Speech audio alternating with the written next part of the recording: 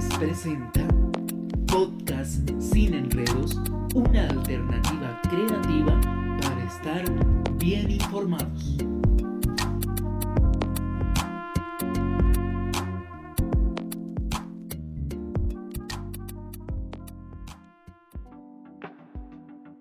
Comunidad curiosa, apasionados de la música.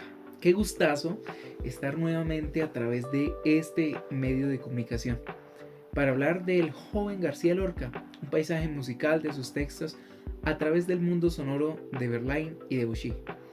Un tema que estoy seguro quedará dando vueltas en su cabeza durante un buen tiempo.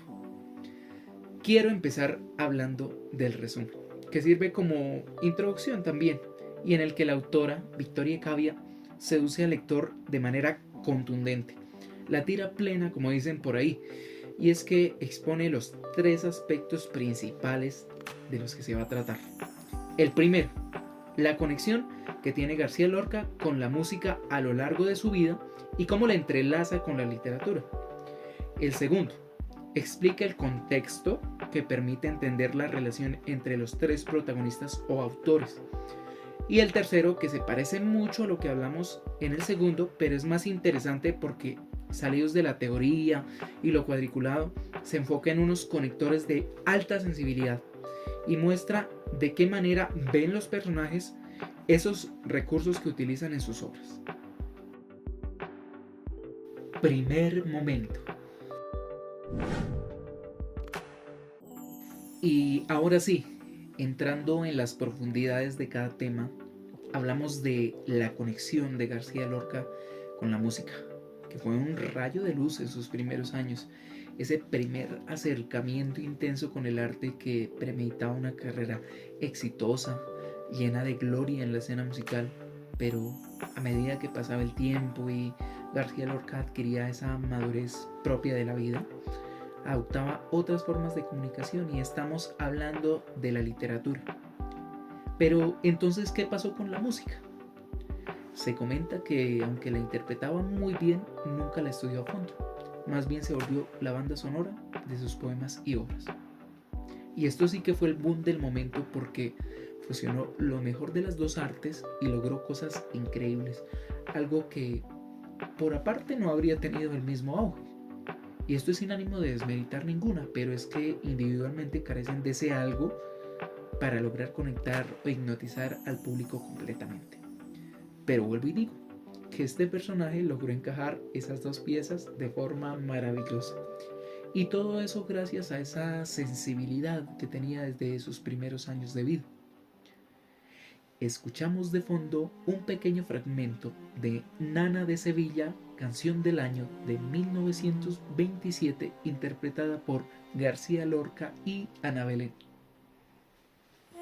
Este Galapagito no tiene mares. Ay, ay.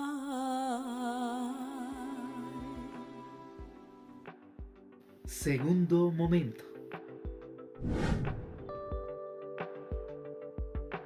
Es interesante ver cómo se teje una relación entre tres personajes. Pero para entenderlo hay que llevar una línea de tiempo donde se habla primero de Verlaine y de Debussy.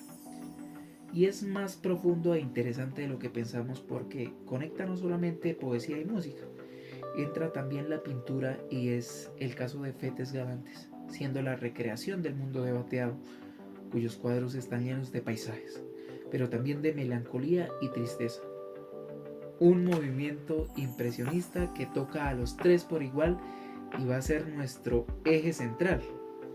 Ahora, Debussy, tocado por esta corriente, no le bastó con tomar inspiración del genio de las letras, Verlaine, sino que también le puso el nombre de sus poemas, y aunque pasó el tiempo y Debussy creció como compositor, pues nunca abandonó del todo ese estilo para mezclar poesía y música y poesía.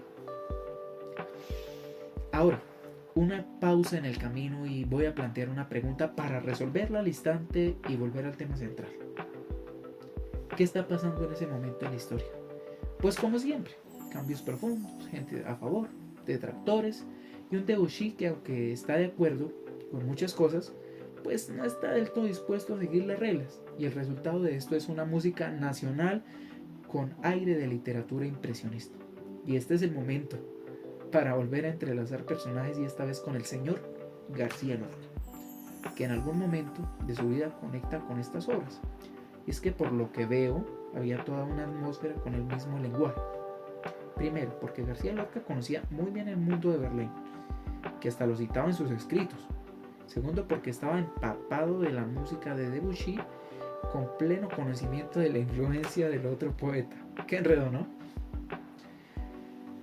La autora, Victoria Cavia, dice que 3 fueron las vías por las que Debussy llegó a formar parte del mundo de García Lorca: los estudios de piano, la influencia de un amigo cercano y una experiencia sonora que produce un enamoramiento definitivo. Un datico que les dejo por ahí, ya que estamos desglosando información, es el siguiente. Fuentes dicen que una parte del repertorio de Debussy la tocaba García Lorca para amigos y en reuniones familiares, es decir, que interiorizó de forma parcial su música. Ya para terminar con esta sección, quiero decir completamente seguro que los 3 giraban en torno a un movimiento. Impresionismo es el concepto, alejados de toda interpretación y comunicación sin alma. Ellos tenían su propio lenguaje. A continuación vamos a hacer una pausa de comerciales y ya volvemos. UNAD Producciones presenta Podcast Sin Enredos, una alternativa creativa para estar bien informados.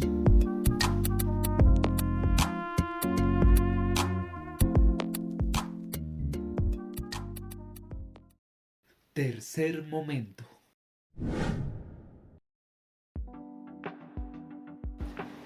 Da una leve impresión que lo que hablamos antes concuerda más con esta sección según el título, pero lo que viene es más interesante, porque no vamos a hablar desde la teoría y lo cuadriculado, es más bien desde el lado sensible de los conectores.